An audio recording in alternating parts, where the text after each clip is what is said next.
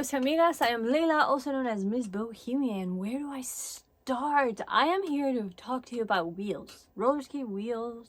What am I going to call this series? My wheel journey part 1, featuring the cotton candy luminous wheels. I don't have them anymore.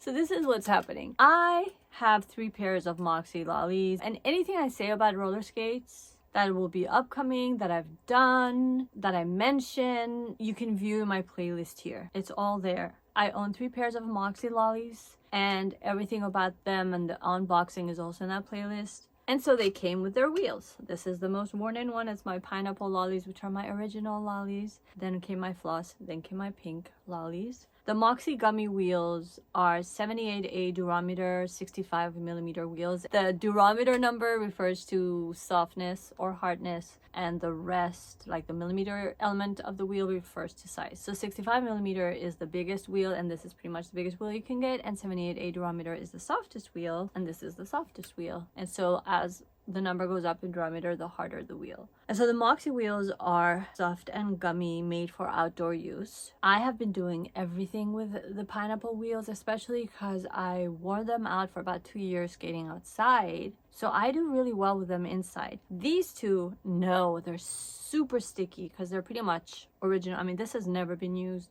These were used outside once. I'm thinking of selling them because I have these. I cannot skate indoors with them. They're too sticky. With these ones, I can, because I've worn them down enough to not be super sticky for me indoors. And in spite of the fact that they're pretty big and not the best size for roller dancing, I've been doing fine roller dancing with them. But of course, I think everyone gets to a point in their skate journey where they get an itch to try other wheels. And then because I'm a student at the Roller Dance Academy, Richard Humphrey's Roller Dance Academy, fellow students were telling me, wow, how are you roller dancing with wheels that huge and that gummy? You should try smaller wheels, and I've already had that in mind. I have been on an insane wheel journey, trying like, oh my god, I don't even know how many wheels I've tried.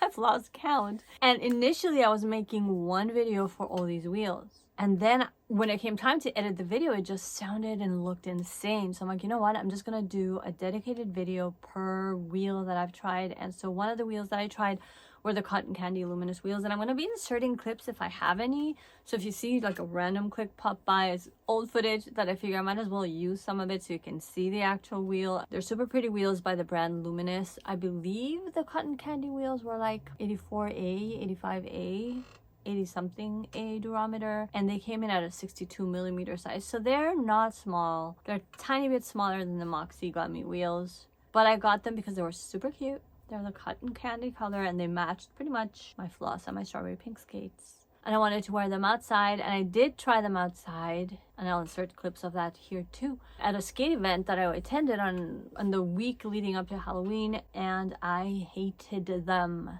The size is okay. I mean, I can get used to the size. There was something about them that felt boxy. Then there's a thing with luminous wheels.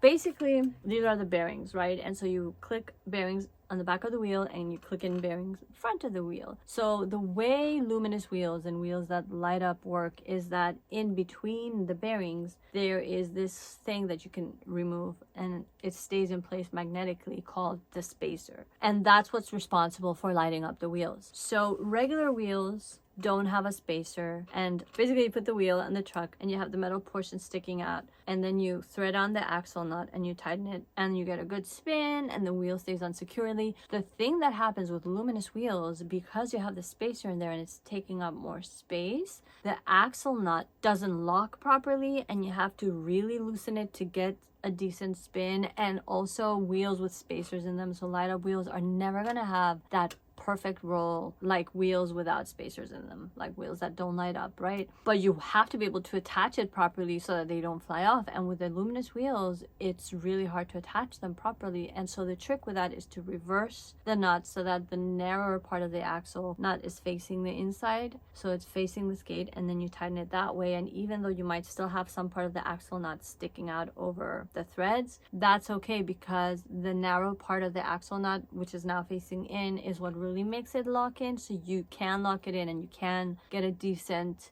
roll out of your wheel. So that's the trick with Luminous wheels. So once I figured that out, I thought, okay, that's fine. I'm gonna go test them and try them out. But there was something about them. A lot of people love them. So that's another thing with wheels. It's really specific to the user. I don't even know what the point is about me making this video other than to relay my experience in my wheel journey. But it's very much a personal preference thing. I had a friend of mine who was kind enough to want to buy the Luminous wheels. I had 2 sets. So he bought both sets.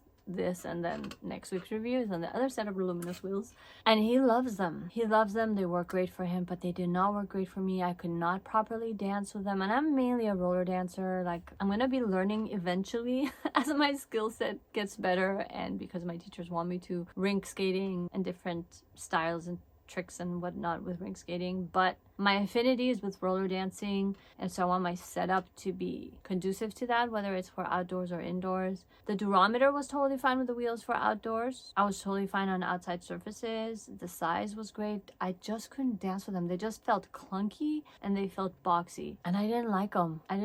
I was out of sorts, and so I sold them. And that's pretty much it. I don't know what else to say about the wheels other than you gotta experiment, play around, and see what works for you. Have you tried them? Do you have like a go-to light up wheel? I don't know. The good thing about Luminous wheels, another thing to note, is that they do have a great offering of colors, and they do have somewhat decent offering of sizes and durometers.